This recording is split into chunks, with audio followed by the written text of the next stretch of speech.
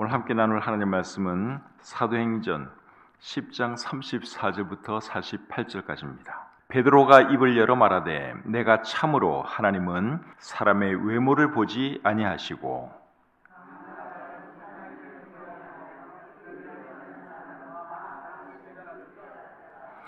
만유의 주 되신 예수 그리스도로 말미암아 화평의 복음을 전하사 이스라엘 자손들에게 보내신 말씀,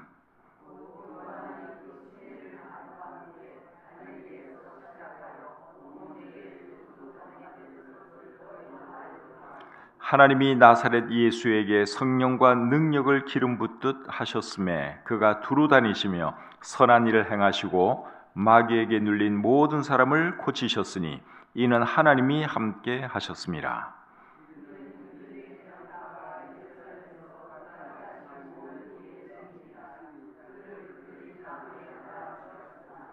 하나님이 사흘 만에 다시 살리사 나타내시되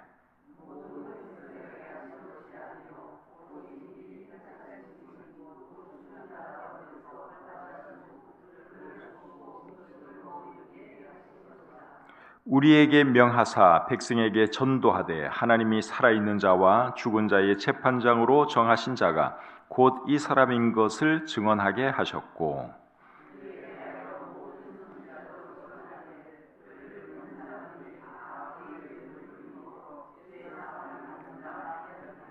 베드로가 이 말을 할 때에 성령이 말씀 듣는 모든 사람에게 내려오시니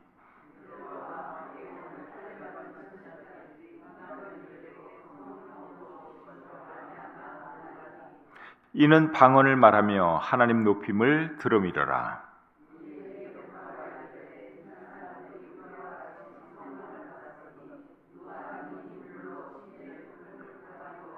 명하여 예수 그리스도의 이름으로 침례를 베풀라 하니라. 그들이 베드로에게 며칠 더 머물기를 청하니라. 아멘. 오늘은 사도행전 10장 34절부터 48절까지 말씀을 본문으로 해서 이방인들에게 임한 하나님의 은혜, 이런 제목으로 말씀 전하기를 원합니다.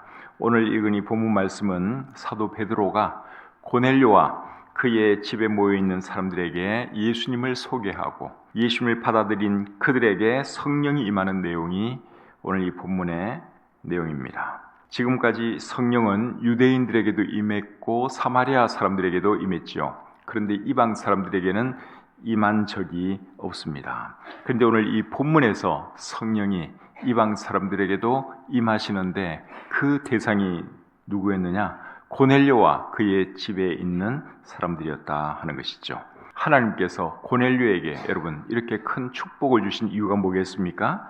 그것은 그가 하나님을 잘 섬겼기 때문입니다. 사도행전 10장 2절에 보시면 고넬료에 대해서 이렇게 기록을 하고 있습니다. 그가 경건하여 온 지방과 더불어 하나님을 경외하며 백성을 많이 구제하고 하나님께 항상 기도하더니, 이 말씀을 보시면 고넬료가 참으로 신실한 하나님의 사람인 것을 우리가 알 수 있지요.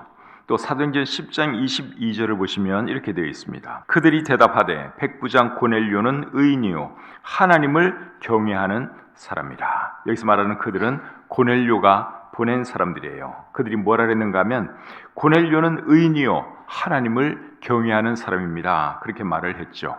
그래서 고넬료는 누가 봐도 참 신실한 하나님의 사람이었던 것을 우리가 알 수 있습니다. 그런데 이 고넬료가 예수님에 대해서는 잘 모르고 있었습니다. 그렇다고 해서 예수님에 대해서 전혀 모르고 있었다, 그건 아니고 잘 모르고 있었습니다. 37절 말씀을 한번 보겠습니다. 곧 요한이 그 침례를 반포한 후에 갈릴리에서 시작하여 온 유대에 두루 전파된 그것을 너희도 알거니와. 예수님에 대해서 말을 하면서 베드로가 그들에게 뭐라 했는가 하면 그것을 너희도 알거니와. 여기 너희가 누굽니까? 지금 베드로의 설교를 듣고 있는 고넬료와 그 집안에 있는 사람들을 말하는 것이죠. 그러니까 이 사람들도 예수님에 대해서 전혀 모르는 건 아니에요. 어느 정도는 알고 있는 것을 우리가 알 수 있죠. 예수님은 그 당시, 지금 이미 물론 이제 천국에 가셨지만 그 당시 굉장히 유명한 분이었기 때문에 많은 사람이 예수님에 대해서 어느 정도 알고 있었습니다. 그래도 예수님에 대해서 정확하게 모르는 사람도 많이 있었는데 고넬료도 이제 그런 사람들 중에 하나였습니다. 그래서 이제 하나님께서 사도 베드로를 고넬료의 집에 보내서 예수님에 대해서 자세하게 설명을 하게 해 주셨죠. 베드로가 고넬료의 집에 가서 어떤 말을 했는지 먼저 34절, 35절 한번 보겠습니다. 베드로가 입을 열어 말하되 내가 참으로 하나님은 사람의 외모를 보지 아니하시고 각 나라 중 하나님을 경외하며 의를 행하는 사람은 다 받으시는 줄 깨달았도다. 베드로는 지금까지 하나님은 유대인들만 사랑하시고 유대인들만 구원하시는 것으로 알고 있었습니다. 이방 사람들에 대해서는 하나님이 마음이 없는 줄로 생각을 했습니다. 그런데 구약 성경을 잘 보면 하나님은 이방 사람들도 사랑하시고 이방 사람들에 대해서 구원의 계획을 가지고 계신 것을 우리가 알 수 있지요. 구약 성경 어디에 하나님께서 이방 사람들에 대해서 구원의 계획을 가지고 있는 것을 우리가 볼 수 있습니까? 여러 군데 나오는데요. 제일 먼저 생각나는 말씀은 창세기 12장 3절 말씀이죠. 하나님께서 아브라함에게 이렇게 말씀을 하셨습니다. 3절 중간에 보시면 땅의 모든 족속이 너로 말미암아 복을 얻을 것이라. 이 말씀은 메시아에 대한 말씀인데 메시아를 내 후손 가운데 보내주실 것이다 하는 말씀인데 하나님이 아브라함에게 뭐라 그랬어요? 땅의 모든 족속이 너로 말미암아 복을 받을 것이다. 땅의 모든 족속 가운데는 당연히 이방 사람들도 포함되는 것이죠. 그래서 메시아에 대한 그 혜택을 유대인들만 누리는 것이 아니라 이방 사람들도 누릴 것을 하나님은 오래전에 말씀을 하셨습니다. 또 이사야 49장 6절 하반절을 보시면 내가 또 너를 이방의 빛으로 삼아 나의 구원을 베풀어서 땅끝까지 이르게 하리라. 내가 너를, 하나님께서 예수님을 이방의 빛으로 삼아 나의 구원을 베풀어서 땅끝까지 이르게 하리라. 여기도 보시면은 예수 그리스도의 복음이 땅끝까지 전파될 것을 오래전에 말씀을 했습니다. 그리고 예수님도 이방인들의 구원에 대해서 말씀을 여러 번 하셨죠. 마태복음 28장 19절을 보시면 너희는 가서 모든 민족을 제자로 삼아, 모든 민족을 제자로 삼아, 유대인들만 아니고 모든 민족, 이방인을 포함한 모든 민족을 제자 삼으라. 예수님이 그렇게 명령을 하셨죠. 또 마가복음 16장 15절을 보시면 너희는 온 천하에 다니며 만민에게 복음을 전파하라. 여기도 만민에게, 이방인들을 포함한 만민에게 복음을 전파하라. 그렇게 말씀을 하셨고 사도행전 1장 8절을 보시면 오직 성령이 너에게 임하시면 너희가 권능을 받고 예루살렘과 온 유대와 사마리아와 땅끝까지 이르러 내 증인이 되리라. 여기도 보면 땅끝까지. 그래서 우리 하나님의 구원 계획은 유대인들에게만 국한되는 것이 아니라 모든 민족, 모든 사람들에게 해당되는 것을 우리가 알 수 있죠. 그런데 베드로는 그걸 몰랐어요. 이제 깨달았어요. 이제. 늦게라도 깨달은 것이 천만 다행이죠. 36절부터 38절 계속 보겠습니다.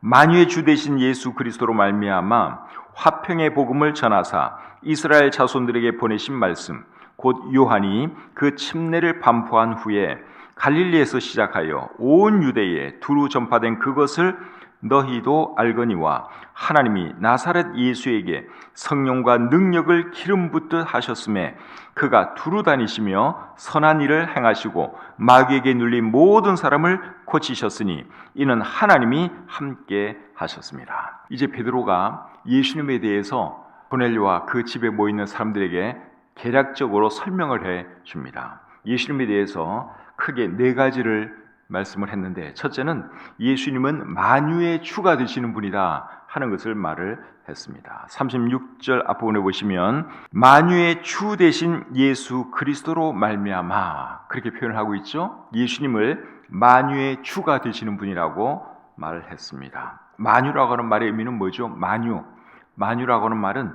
이 우주에 존재하는 모든 것을 말합니다. 우주에 존재하는 모든 것을 만유라 그럽니다. 그리고 주라는 말은 주인이라는 말이죠. 여러분, 이 세상 모든 것의 주인은 사실 누구십니까?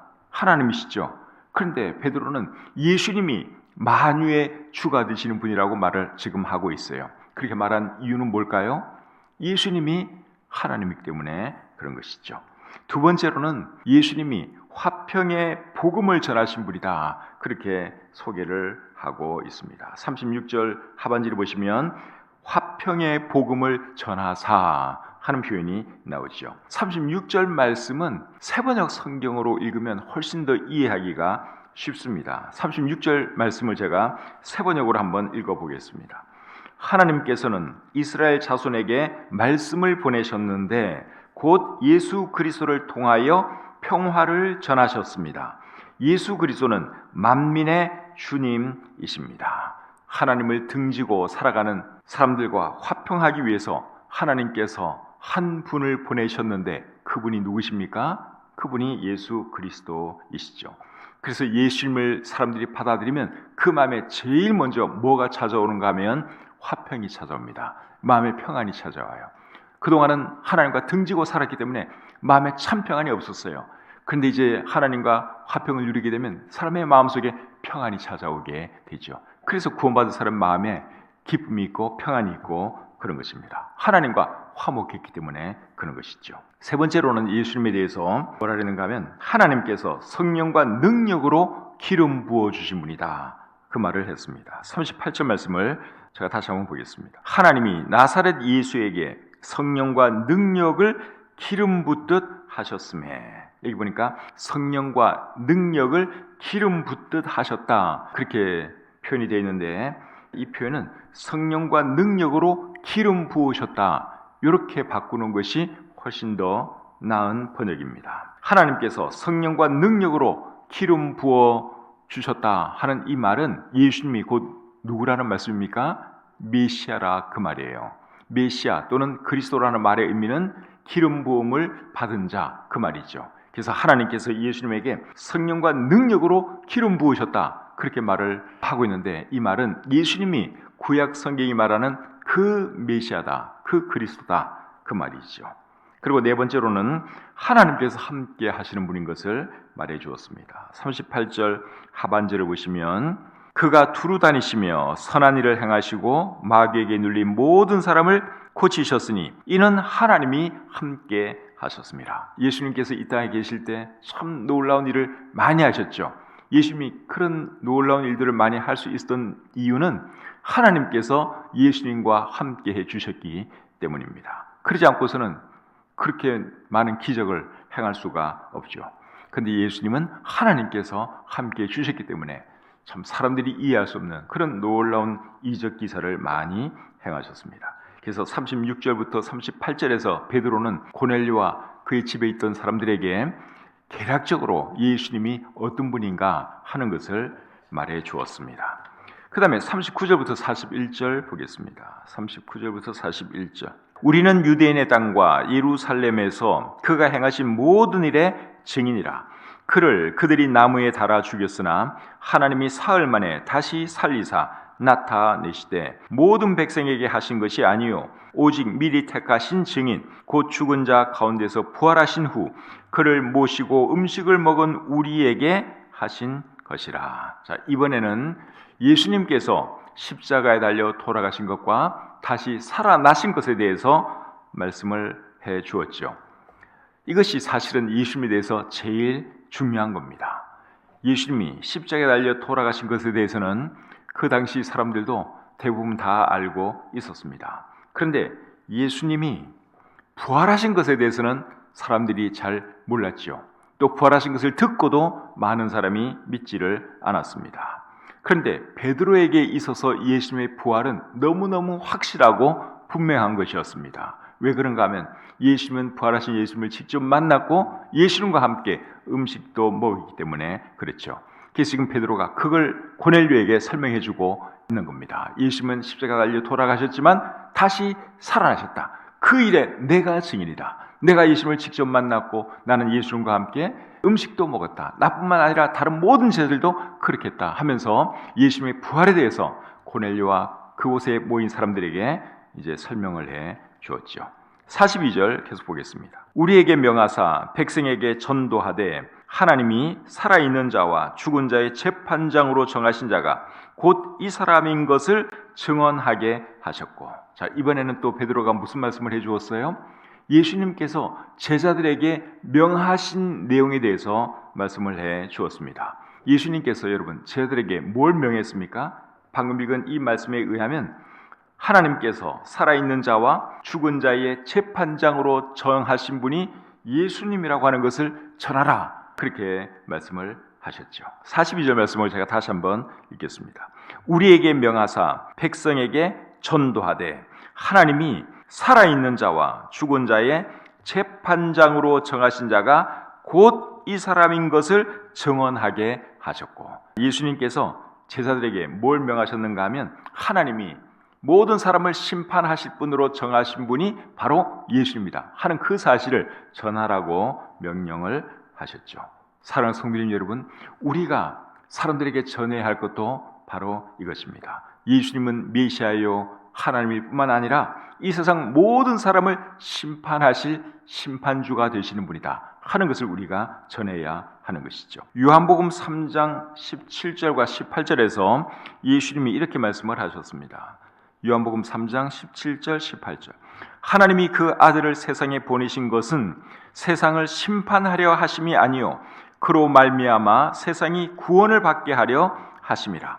그를 믿는 자는 심판을 받지 아니하는 것이요 믿지 아니하는 자는 하나님의 독생자의 이름을 믿지 아니하므로 벌써 심판을 받은 것이니라. 우리는 예수님을 믿으면 구원받는다 하는 것도 전해야 하지만 예수님 믿지 않으면 심판받는다 하는 것도 전해야 합니다. 천국도 전해야 하고 지옥도 전해야 합니다. 한쪽으로만 치우치면 안 돼요. 예수님 믿고 구원받으세요, 이런 말은 전혀 어렵지 않죠. 근데 예수님 안 믿으면 멸망합니다, 하나님의 심판받습니다, 지옥 갑니다, 이렇게 말하는 것은 사실 조금 부담이 되죠. 그래서 이런 말을 될 수 있으면 안 하려고 합니다. 근데 그러면 안 되고 우리가 여러분 양면을 다 얘기해 줘야 돼요. 예수님 안에 구원이 있습니다, 이 말도 해줘야 되고, 예수님 안 믿으면 하나님의 심판받습니다, 지옥 갑니다 하는 말도 해주어야 하는 것이죠. 그래서 예수님이 그거 말하라고 저희들에게 말을 해 주었다 하는 것입니다. 43절 말씀 보겠습니다. 43절. 그에 대하여 모든 선지자도 증언하되 그를 믿는 사람들이 다 그의 이름을 힘입어 죄 사함을 받는다 하였느니라. 자, 이번에는 또 어떤 말씀을 해주었어요? 구약 시대의 모든 선지자가 전한 분이 예수님이고, 예수님 믿을 때 사람은 죄 사함 받을 수 있다 하는 말을 해 주었죠. 예수님 믿을 때 죄 사함 받는다 하는 것을 제일 잘 말한 구약의 선지자는 누굽니까? 이사야 선지자죠. 이사야 선지자가 그것을 너무너무 말을 잘 했습니다. 이사야 53장 말씀이 다 그 내용이죠. 그래서 구약의 선지자도 결국 뭘 말했느냐? 오실 메시아 예수님이 구세주고 예수님 믿어야 죄 사함 받을 수 있다 하는 것을 구약의 선지자들도 사실 그것을 말했습니다. 44절부터 46절 보겠습니다. 베드로가 이 말을 할 때에 성령이 말씀 듣는 모든 사람에게 내려오시니 베드로와 함께 온 할례 받은 신자들이 이방인들에게도 성령 부어 주심으로 말미암아 놀라니 이는 방언을 말하며 하나님 높임을 들음이러라. 베드로가 전해주는 말씀을 듣고 있을 때 고넬료와 그와 함께 하고 있던 사람들에게 성령님께서 임하셨습니다. 성령님께서 그들에게 임한 것을 보면 그들이 베드로의 설교를 듣다가 예수님을 자신들의 구주로 모셔드린 거예요. 그리고 모셔드렸을 때 하나님께서 그들에게 성령을 보내주셨죠. 성령을 받고 나서 그들이 뭘 했다 그랬습니까? 방언을 말했다, 그렇게 말을 하고 있죠. 방언으로 그들이 말을 했습니다. 방언을 말하게 하신 이유가 뭘까요? 그들이 성령 받았다고 하는 것을 그곳에 있는 사람들로 하여금 알 수 있도록 하기 위해서 하나님께서는 그들에게 방언을 하도록 해 주셨죠. 이방 사람들이 갑자기 방언을 말하니까 그곳에 있던 유대인들이 깜짝 놀랐어요. 사도 베드로와 함께 그곳에 있었던 유대인들이 깜짝 놀랐습니다. 45절 말씀을 제가 다시 한번 읽겠습니다. 베드로와 함께 온 할례 받은 신자들이, 이 사람들은 유대인들이죠. 할례 받은 신자들은 유대인들이죠. 할례 받은 신자들이 이방인들에게도 성령 부어 주심으로 말미암아 놀라니, 유대인들도 사실 다 베드로와 같은 생각을 했던 사람들이에요. 구원은 유대인들을 위한 것이다, 하나님은 유대인들을 사랑하신다. 근데 보니까 이방 사람들도 결국 구원받고 그리고 성령까지 받는 것을 보고 그들이 깜짝 놀랐던 것이죠. 오늘날에도 성령을 받으면 다 방언을 말해야 하는 것으로 생각하는 사람들이 가끔 있는데 그렇지는 않습니다. 사도행전 8장에 보시면 사마리아 사람들이 성령 받는 것이 기록되어 있죠. 사마리아 사람들은 성령을 받고 방언을 했습니까? 안 했습니까?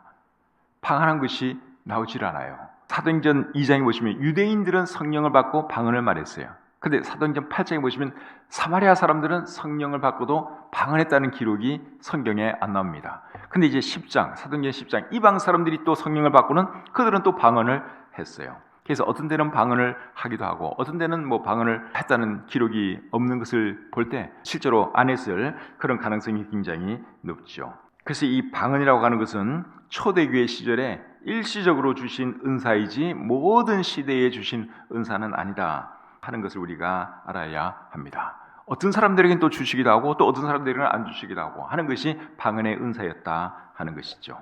초대교회 시절에는 신약 성경도 없었고 또 복음을 전하기 위해서는 외국어를 할 줄 알아야 했기 때문에 하나님께서 주신 은사가 방언의 은사입니다. 방언이라는 것이 외국말이라는 말이잖아요.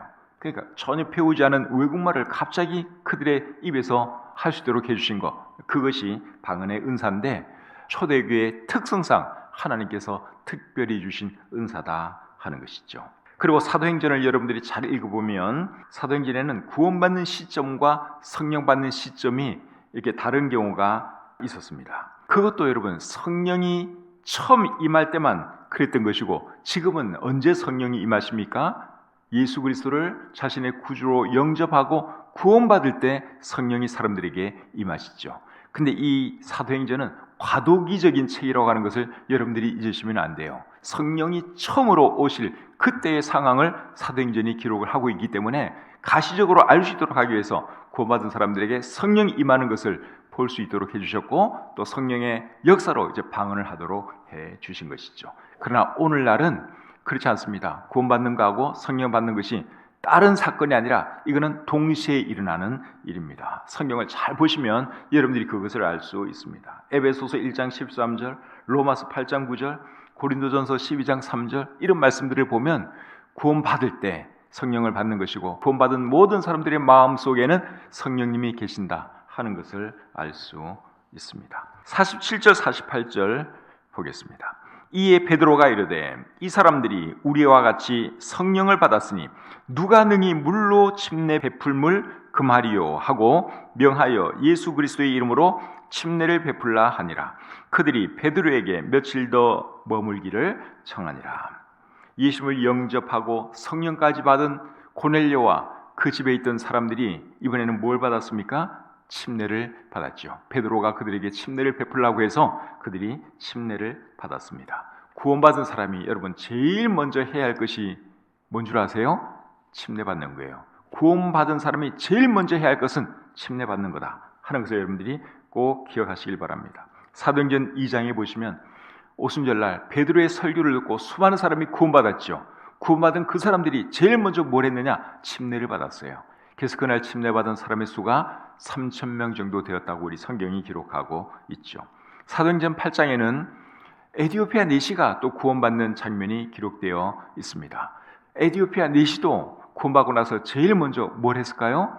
침례를 받았죠. 물 있는 곳에 이르러 빌립과 함께 내려가서 빌립이 에디오피아 내시에게 침례를 베풀었습니다. 사도행전 16장에 보시면 자주옥감 장사 루디아와 또 빌립보 간수도 예수님이 영접하고 제일 먼저 침례받은 것을 우리가 볼 수 있습니다. 사도행전 19장에 보시면 에베소에서 바울이 복음을 전해서 몇 사람이 예수님을 믿게 되었는데 그들도 제일 먼저 뭘 했느냐? 침례를 받았습니다. 그래서 여러분 중에 혹시 구원은 받았는데 침례 안 받은 분이 계시면 여러분 빨리 침례를 받으시기를 바랍니다. 침례는 여러분들이 생각하는 것보다 훨씬 더 중요해요. 저도 신학교 다니면서 성경을 보다가 침례가 정말 중요하구나. 침례가 성경적인 것은 제가 어릴 때부터 알고 있었지만 침례가 정말 중요한 것은 제가 신학 공부하면서 그걸 새롭게 발견을 했어요. 왜냐하면 성경은 구원과 침례를 거의 동일시해요. 얼마나 침례가 중요하면 구원과 침례를 이렇게 동일시할까 하는 걸 보고 침례가 정말 중요한 것이로구나 하는 것을 제가 알게 되었습니다. 그래서 침례는 받아도 되고 안 받아도 되고 그런 게 아니에요. 구원받은 사람은 무조건 침례를 받아야 합니다. 침례가 구원의 조건은 아니에요. 그런데도 굉장히 중요하기 때문에 예수님이 침례 베풀라고 명령하셨고 예수님도 침례의 본을 보여주셨고 그리고 성경의 모든 기록이 다 그것을 보여주고 있다 하는 사실이죠. 그리고 구원받고 침례까지 받았으면 그 다음에는 뭘 해야 되겠습니까?